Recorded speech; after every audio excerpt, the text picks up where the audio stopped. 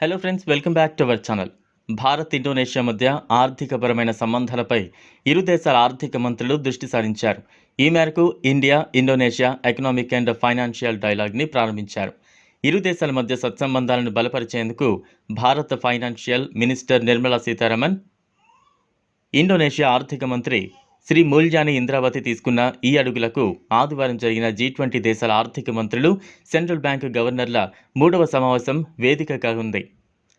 ఈ ప్రయత్నం భారత్ ఆగ్నేసియా మధ్య సహకారాలను సులభతరం చేయడంతో పాటు ప్రపంచ ఆర్థిక స్థిరత్వానికి దోహదం చేస్తోంది. ఇక ఈ సమావేశం Nirmala Sitharaman, reserve bank governor Shaktikanta Das నేతృత్వంలో జరిగింది. ఈ సందర్భంగా సీతారామన్ మాట్లాడుతూ 1991 నాటి లుక్ ఈస్ట్ పాలసీ, దాని తర్వాత వచ్చిన యాక్ట్ ఈస్ట్ పాలసీ కారణంగా ఇరు దేశాల మధ్య ద్వైపాక్షిక సంబంధాల్లో మెరుగైన వృద్ధిని సాధించాం.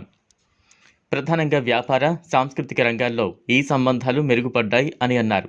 అలాగే EFT డైలాగ్ను ప్రారంభించిన సందర్భంగా ఇండోనేషియా ఆర్థిక మంత్రి శ్రీ ముల్యానీ ఇంద్రావతి మాట్లాడుతూ, శ్రీ ముల్యానీ ఇంద్రావతి, 2 దేశాలకు వాణిజ్య రంగంలో చాలా అవకాశాలు ఉన్నాయి. ఇది ఈ 2 దేశాలకే పరిమితం కాకుండా ప్రపంచవ్యాప్తంగా వ్యాపార అభివృద్ధిలోని సమస్యలను పరిష్కరించడంలో సహకరిస్తోంది.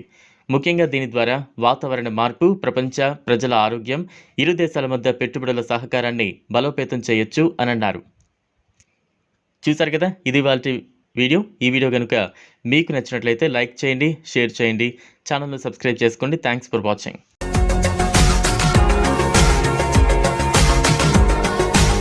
మరిన్ని అప్డేట్స్ కోసం మా ఛానల్ని సబ్స్క్రైబ్ చేయండి.